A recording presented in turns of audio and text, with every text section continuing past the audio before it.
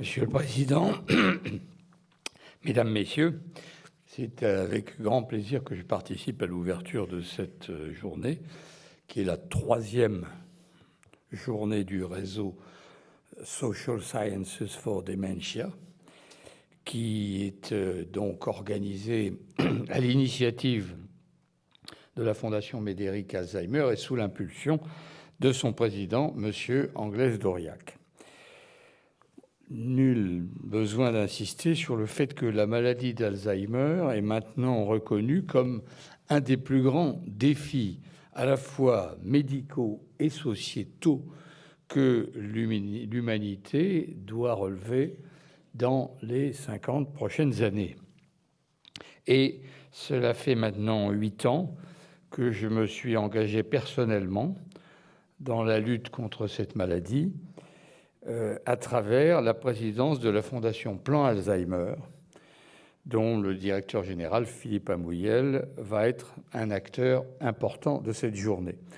Cette Fondation Plan Alzheimer avait été créée pour mettre en œuvre les mesures en matière de recherche qui étaient incluses dans le plan 2008-2012.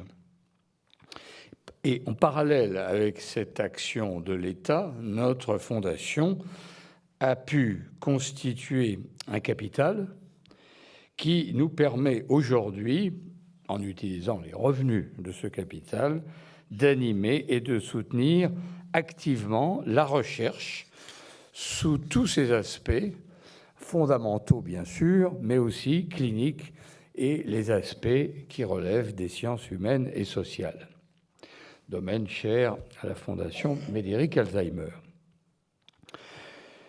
Et je crois aussi qu'il faut reconnaître que, compte tenu de la complexité de cette maladie, compte tenu de sa durée d'évolution, dont on sait maintenant qu'il y a une phase où les symptômes ne sont pas visibles, la découverte d'un traitement pharmacologique curatif risque de se faire attendre encore pendant un certain temps.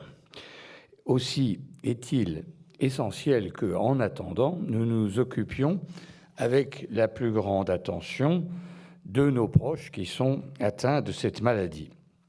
Et à cet égard, je voudrais saluer particulièrement l'action de la Fondation Médéric Alzheimer, qui, en développant ce réseau, et vous l'avez dit, Monsieur Anglès-Doriac, cherche à constituer une communauté à la fois de chercheurs académiques et de professionnels de terrain qui sont engagés dans l'accompagnement des personnes âgées, sans oublier les aidants.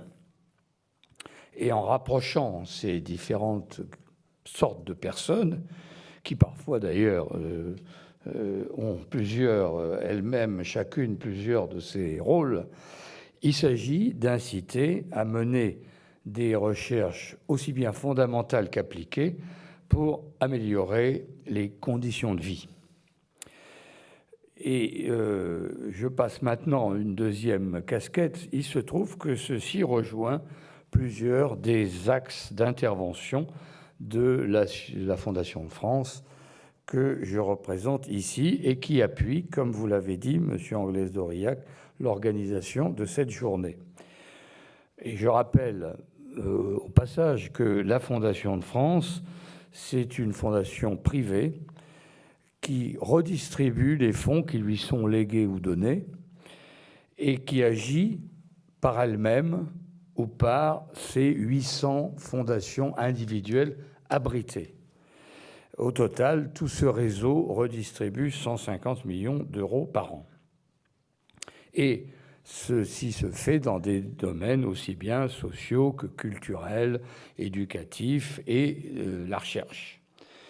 Dans le domaine de la recherche biomédicale, la Fondation de France a soutenu depuis 45 ans des actions qui, par exemple, ont contribué à faire émerger des technologies innovantes, telles que l'imagerie ou des technologies dans l'épidémiologie du vieillissement et ce qui concerne les maladies liées à l'âge. Et puis, il y a eu aussi une participation à l'avancée de problèmes majeurs de santé publique, évidemment le cancer, mais aussi, plus originalement, les maladies de l'œil et les maladies cardiovasculaires. Dans le domaine des solidarités, petit à petit, je focalise sur ce qui nous réunit aujourd'hui. Dans le domaine des solidarités, nous encourageons des innovations de terrain qui répondent aux besoins des personnes vulnérables, besoins qui sont soit ignorés, soit insuffisamment traités par l'action publique. Alors c'est très divers. Ça recouvre par exemple le décrochage scolaire ou la réinsertion post-carcérale, mais aussi l'isolement des personnes âgées, leur vie affective et la vie affective et familiale des personnes handicapées. Et nous aidons des actions qui favorisent le lien social en respectant la dignité et l'autonomie des personnes âgées. Et les préoccupations du réseau social Social Sciences for Dementia sont tout à fait dans cet esprit, et c'est pourquoi nous le soutenons, ce réseau. Et le sujet qui nous réunit aujourd'hui est tout à fait au cœur du programme Personnes âgées de la Fondation de France, programme qui existe depuis 1975 et dont l'état d'esprit général est de laisser les personnes âgées participer aux décisions qui les concernent dans leur établissement, dans leur quartier, dans leur village, etc. Et aider à changer notre regard qui est trop souvent condescendant et qui ne les considère pas comme des citoyens à part entière jusqu'au bout de leur vie. Et il n'est pas étonnant dans ces conditions que le président de notre comité d'experts de ce programme Personnes âgées, M. Jean-Luc Noël, soit un intervenant ce matin. Et il présentera également cet après-midi un document sonore qui donne la parole à des malades de l'accueil de jour de la plateforme Jeanne Garnier, et il interviewera 2 personnes âgées venues témoigner. Donc, vous l'avez bien compris, notre poussée s'applique à ce qu'on dialogue et qu'on considère les personnes âgées elles-mêmes au-delà de ceux qui parlent aux personnes âgées, que nous connaissons évidemment bien aussi.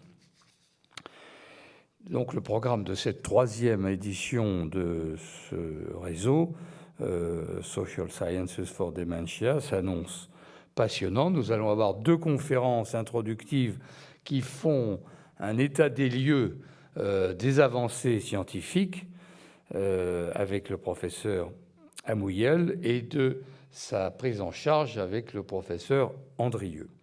Et puis ensuite, il y aura les 8 défis qui seront abordés dans des ateliers, comme cela était dit. Donc je suis très confiant que, une fois encore, cette réunion va faire progresser le partage des connaissances et la diffusion des connaissances réciproques entre ces différentes catégories d'intervenants. Et je remercie les organisateurs. Bonne journée à tous.